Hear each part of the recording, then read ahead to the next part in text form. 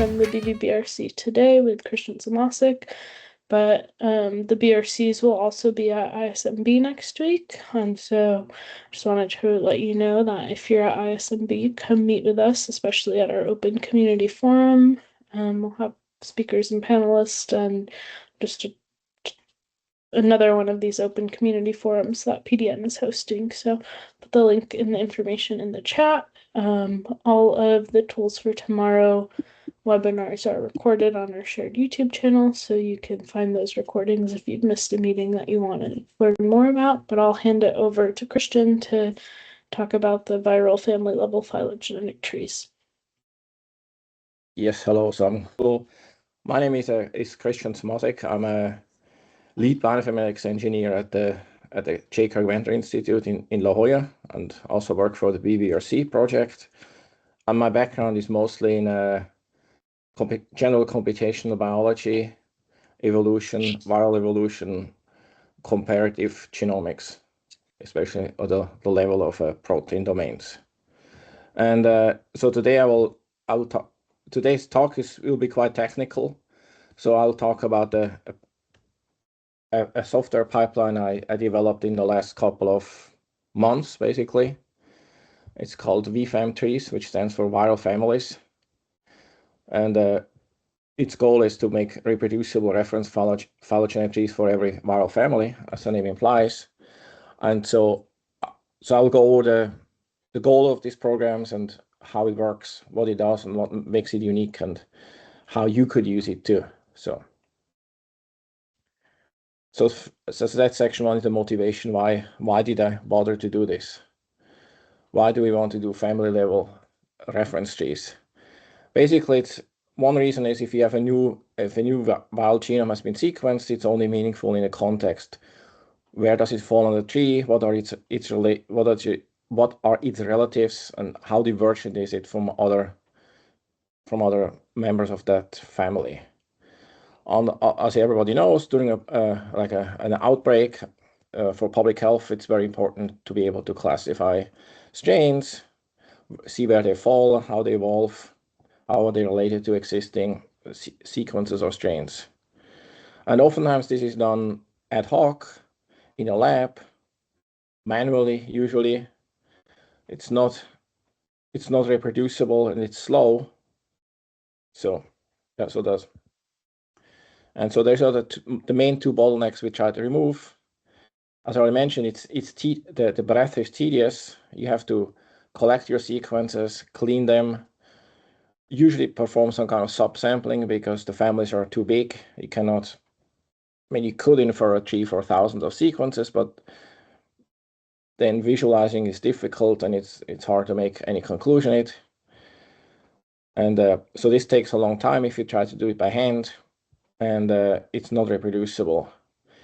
Another problem is that the annotation at the level of proteins is unreliable oftentimes, especially if you're thinking about large DNA viruses like pox viruses or herpes viruses, where the names of the proteins are inconsistent if you're comparing different species. So you cannot, if the name is the same, doesn't necessarily mean it's actually it's a homolog, or the opposite. If they have different names, they still might be homologs. So it's not really a problem for RNA viruses, for smaller ones, but for DNA viruses, it's a big problem. This naming is very inconsistent, and so that's another main problem with that we have.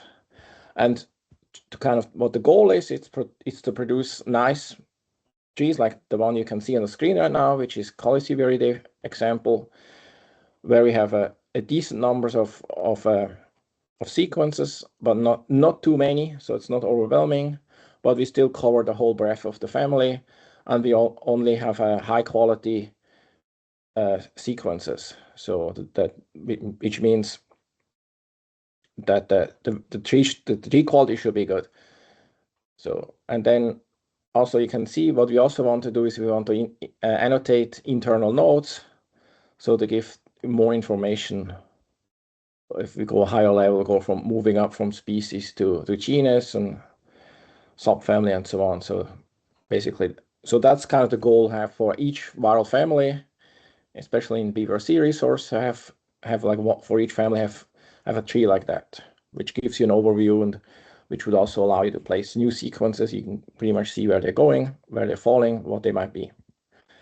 So now I'm talking about VFAM trees, what it is and how it works. So basically, the goal is to have basically be able to calculate a tree with one command. So just that's it. You give it the name of the family and it will calculate the tree. So you don't have to, it will handle everything: downloading, cleaning, subsampling, multiple sequence alignment, cleaning the multiple sequence alignment, tree inference, everything. So further goal is to actually have, I did not say that so far, but we always produce 2 trees per families. One of them is called the tree 500, which is named because the goal is to have about 500 sequences in there. So that's a relatively large tree. The quality might not be that great because for this one we use fast tree. And then I have a smaller tree, which is called a tree 100, which is more representative, has less sequences, and we use more sophisticated tree algorithms like IQ tree. But it doesn't necessarily, I mean, the names are somewhat misleading because it doesn't necessarily mean, it doesn't have to be exactly 500. And in the configuration file, you can, if you run it yourself, you can actually tell how many sequences you want in there. So it doesn't have to be 500, but it's just a name. I could also have called it large and small or something like that, but I thought it's more informative if you give a number. So tree 500, usually around 500, tree 100, maybe around 100. And the whole thing is it's open source. It's a and it's available on GitHub, so you can actually, and I hope so that people who are interested, they download it and they run it. And because this talk is it's called Tools for Tomorrow, so this tool is still in development. It's not, I would not say it's complete. So if you use it and give me comments, that would be actually very, very helpful to further improve it. But it works pretty well so far, but it's not perfect yet, and I still have some ideas for extension. And again, so the pipeline, how it works, it discovers all the species in a family, it downloads them, it gives a preference to RefSeq, performs quality control, then it performs a clustering, the representative sequence selection, aligns them using MAFT, then optional trimming of the alignment using TrimAll, and then calculates maximum likelihood tree using, for the larger trees, uses fast tree, and for the smaller one uses IQ tree. Then it has a outlier removal. So if some branches might still be very long, so it will remove those, and then it's going back to realign it. And it does that as many times as needed until all the outliers are removed. And then we can route it in different ways and finally produce the output. And every step has a hash, so you can stop it when you want, and you can rerun it and it will know where it was, and it will continue where it was stopped. So it's very reproducible and resumable. So the pipeline in more detail, as I already said, we start with species discovery, sequence download, quality filtering, selection and clustering, alignment and tree inference, then annotation and routing, and finally output production. So now I'll go each step in a little bit more detail. So basically the input, what you have to tell it is it's either the taxonomy ID or the name of a viral family. And then it will use the NCBI taxonomy to discover all the species in that family, and basically produce the list of all species for that tree.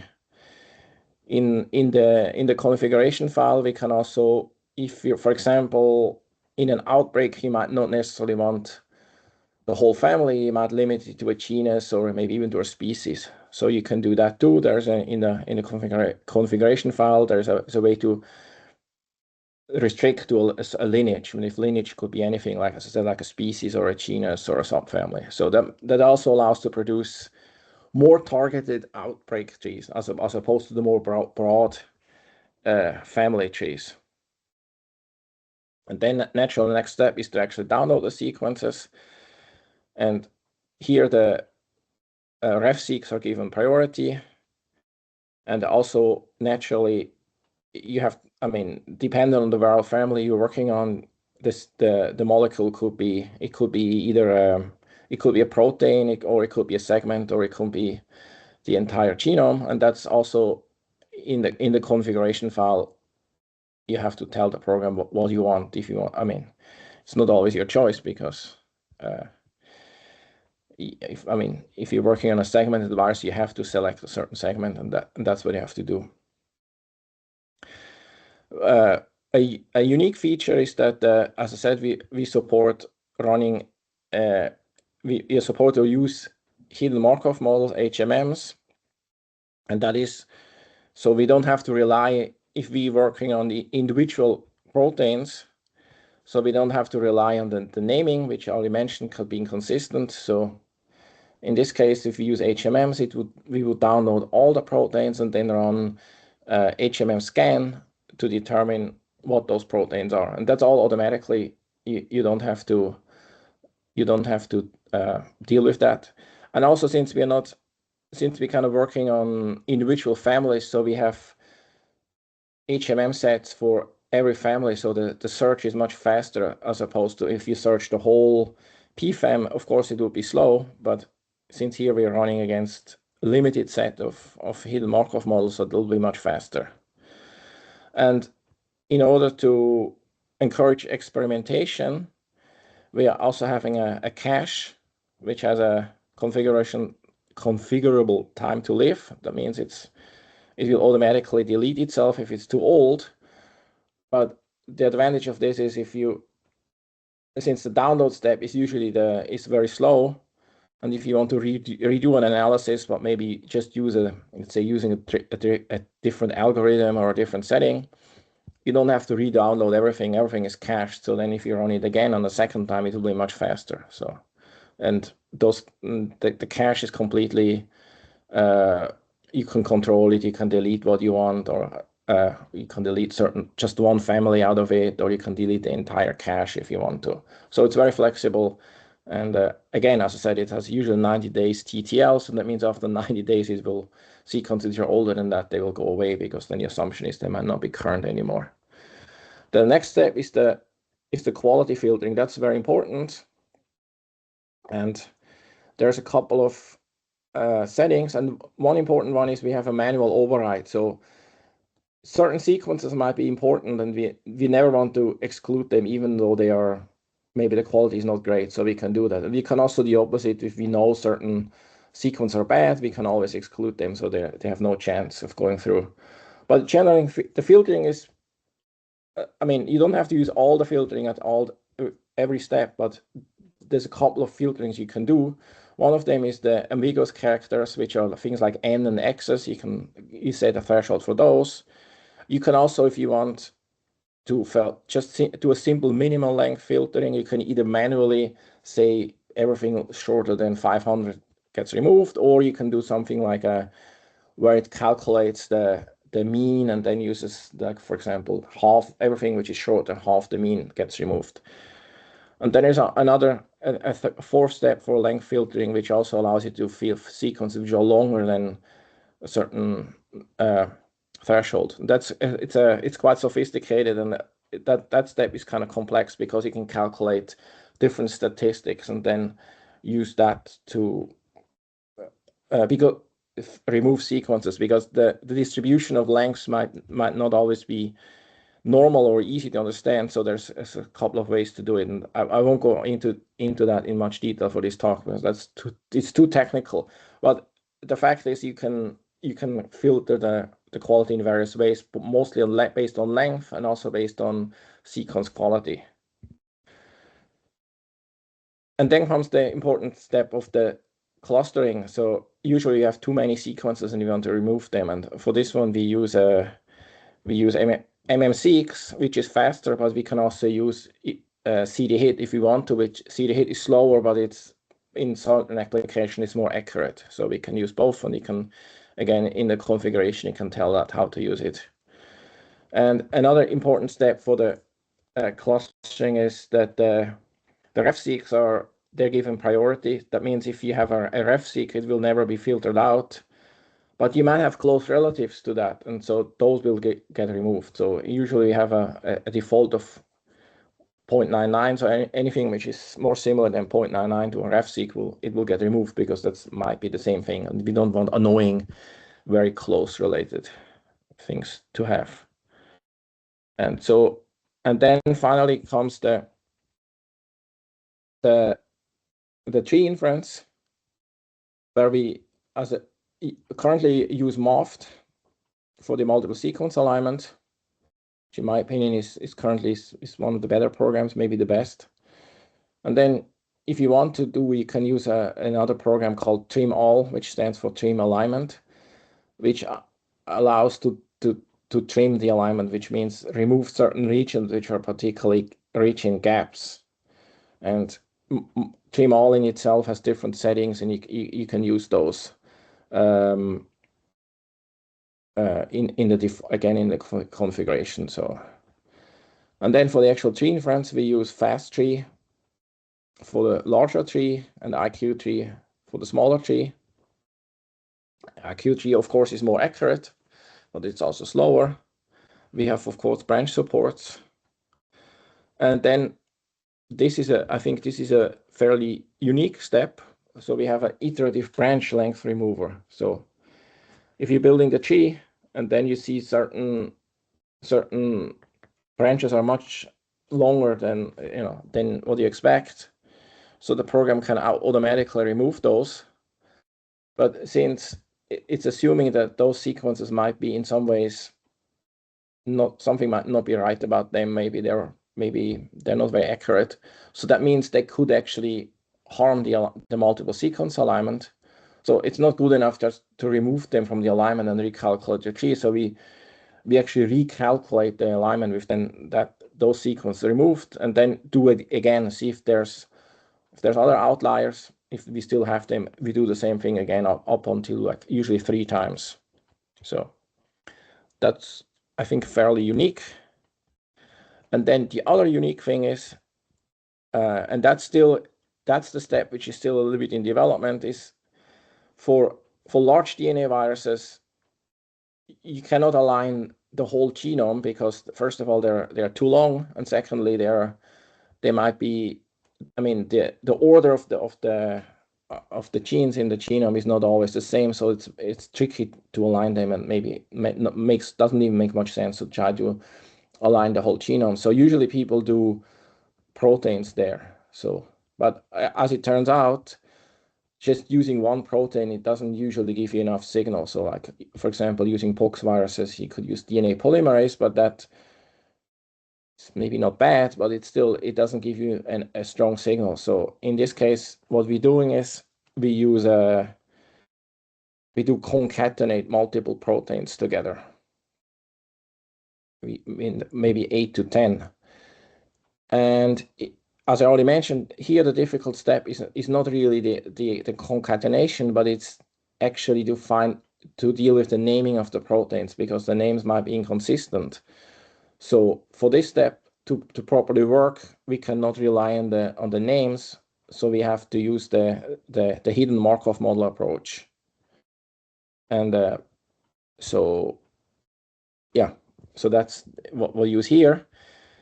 And what I want to say is, I think a unique feature of this program is it allows you to also not only work on the level of individual domains, but we can even tell it domain architecture. So we say what domain, multiple domains per protein it needs to contain, and then we can define it and such, and then use it. So and then what it's doing is it's concatenating them, and then we're using the partitioned mode in IQ tree, which means for each protein it might have its own model of evolution. So, and this is not, if you do this by hand, it's very very tedious and very error prone.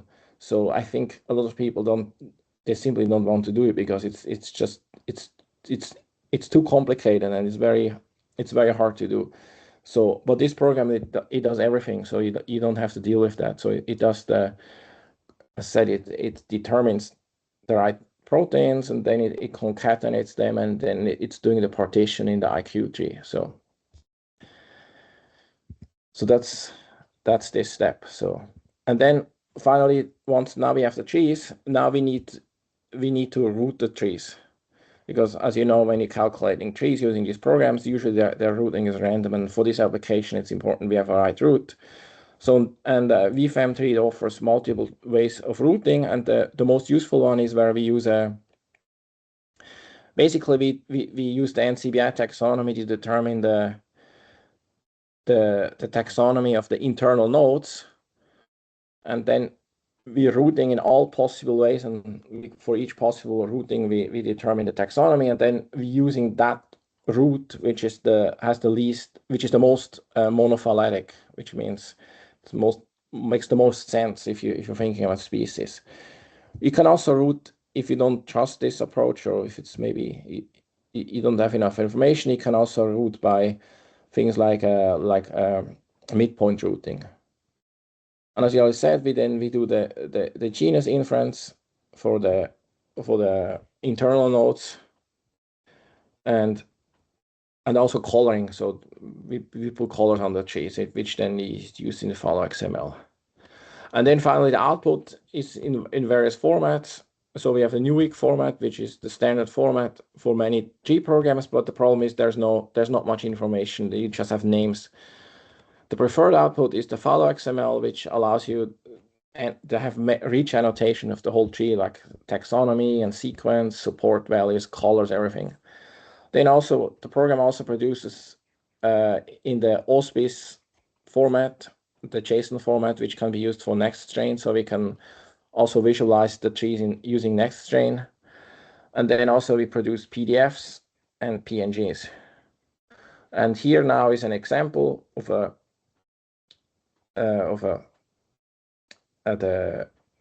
now I forgot the Ebola virus, the Phyloviridae family. So, and you can see that's how the final trees look like. So we have we could color according, in this case, color according to genus, and then we have internal nodes where we have the appropriate labels, and it's colored, and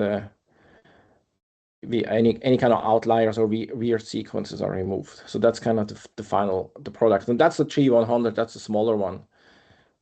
And then the bigger one, the 500, will be just larger, but more difficult to visualize on a presentation like that. And now I would like to suggest a couple of additional capabilities or unique capabilities. One of them is the program is basically, it's made to get its data from GenBank, but since there also might be important sequences from Pathoplexus. So now the pipeline has another section in the configuration which is called additional data sources. So we can also download sequences from Pathoplexus and possible in the future other additional sources. And this helps, especially in the case of an outbreak like the recent Ebola outbreak. So we could get the sequences directly from there for tree building, not for downloading, of course, but just for the tree building. And as I already mentioned, the HMM-based marker identification, which is used for large DNA viruses, I think it's quite unique. And as I already mentioned, we can also have not just dealing with individual domains, but we can actually tell the program domain architecture. So for example, this hexon protein, it's actually composed of two domains, the adeno hexon and the hexon C. And so this is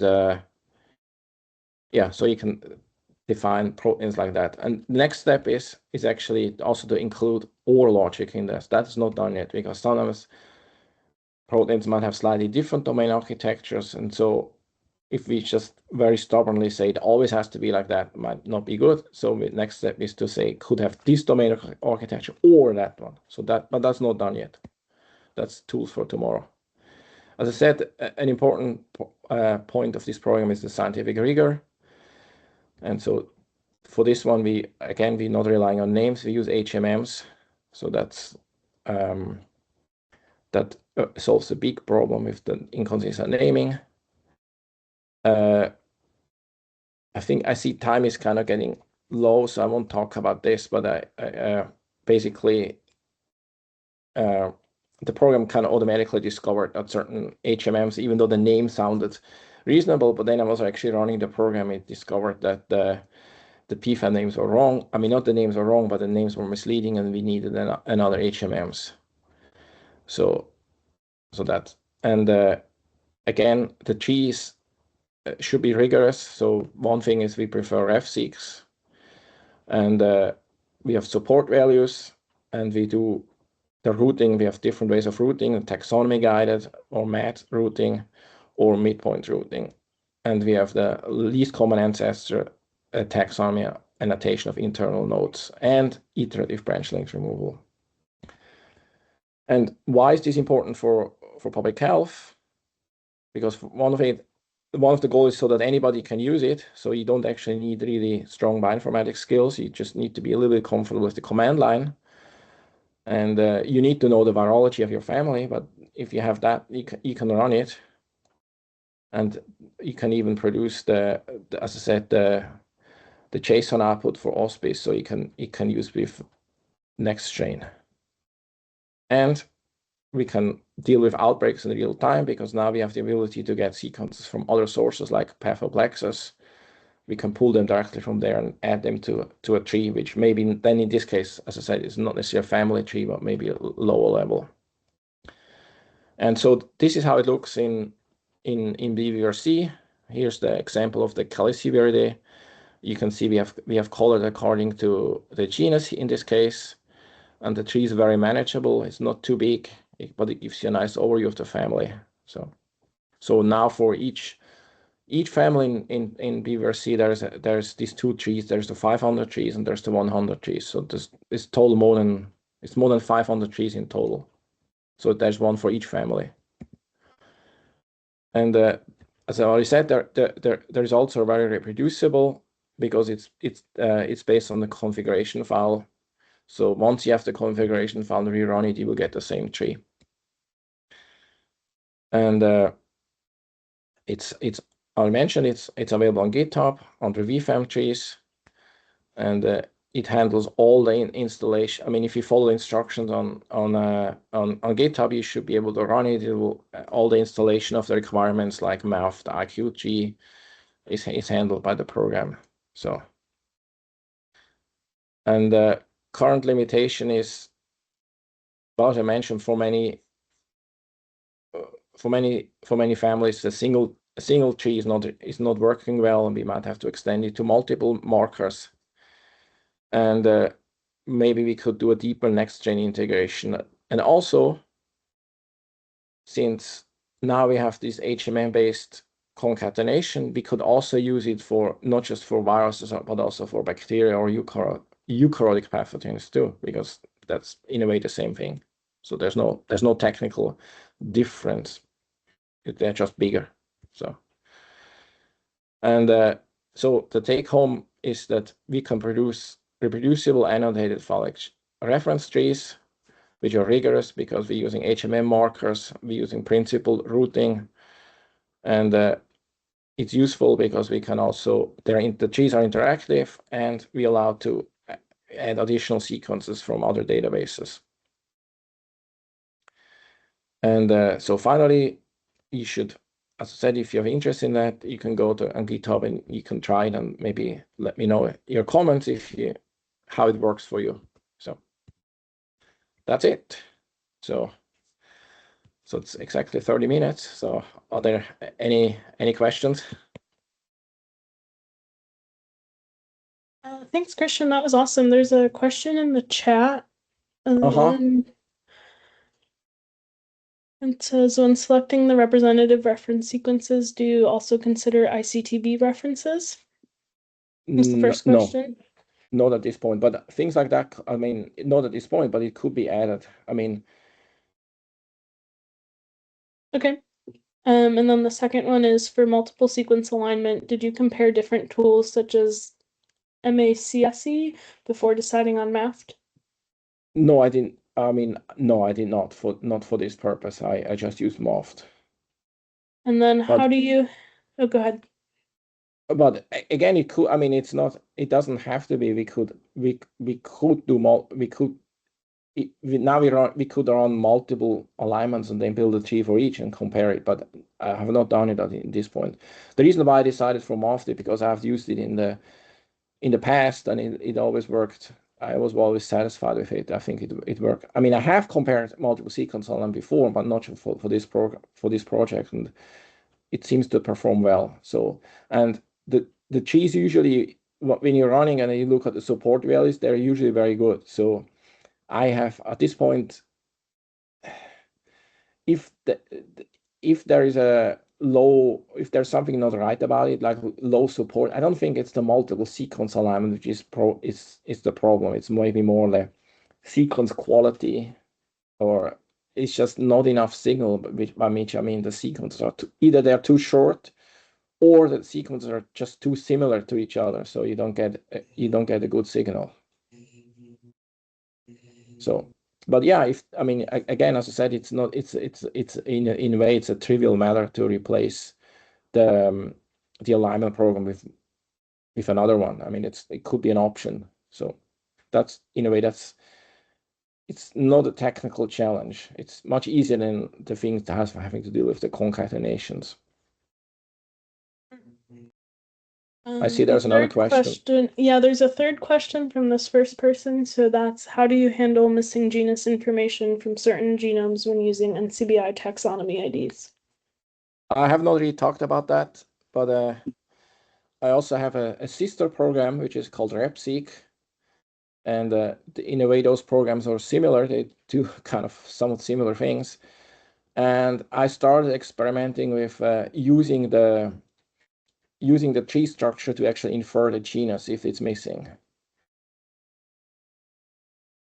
So that I did not talk about it because I thought it's too technical, but that's something I'm kind of working on. So both actually giving a, I have actually done that in the other program more, but I can add it here too, that it gives you, if a sequence looks wrong, if the taxon, I talked about the protein names might be wrong and that we cannot rely on them, but in a way, same the taxonomy could also be wrong. And as said in the other program, the RepSeq program, there it's in such a way it gives you warnings if the taxonomy is wrong, appears wrong. It doesn't, you know, if you have in a certain clade you have 100 of a certain taxonomy, and then one of them is different, so that probably means that might be wrong, and gives you a warning. And it also it does it adds missing species information. So I can look into that in more detail, how I could add that too. Yes. Anita? Hey, Christian. Nice to see Hi. you. Hi. I Well, think you I don't have see me. the opposite question. I think I have the opposite question, which is sometimes sequences end up in unclassified bins. So they won't be underneath of that umbrella. So if you start with a tax ID, they won't be underneath of it, they'll be outside of it. Do you think that you could add a way to like force include a list of accessions? Yes, that's already there. The force inclusion is already there. You can always force them. Oh, perfect. Oh, perfect, You perfect. Okay. I mean, that's you cannot if you can actually force include in various ways. You can force include on the based on accessions, and you can even force include any kind of local files you might have. If you have, Ah, you know, let's perfect. say you sequence something and it's on, you have it on your computer, but it's in no database. You can add that too. Yeah, that's very nice. This is a really So, nice program. Thank you. well, thank you. Um, Curtis, I think this is a question. So for the multiple marker approach, pox of your day, do you run MAFT per marker, then concatenate or concatenate sequences before running MAFT? Typically, they No, do the former for pox. I do it first I align and then I concatenate. So they're each aligned individually and then they are concatenated.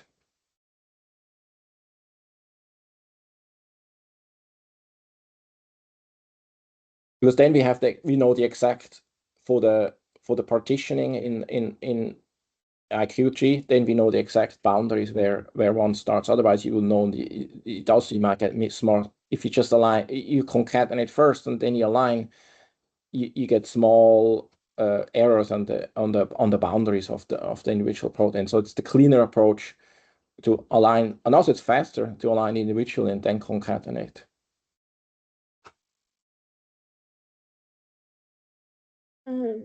Anyone else, if you have any questions, feel free to unmute and ask. Next month, we'll be hearing from BRC Analytics. But thank you all for joining us today, and we'll stay on if you have any other questions.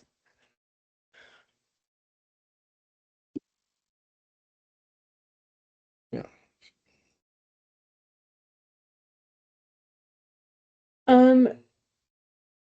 We can put the slides. Can we share the slides, Christian? Share the slides in what way? I will put them on the YouTube video if that's okay with you. Yeah. Yeah, we will attach that to the recording of this and put it on the BRC website. Oh, okay. Yeah, that's no problem. Well, thank you all for joining us. Have a great rest of your day. You too. Thank you.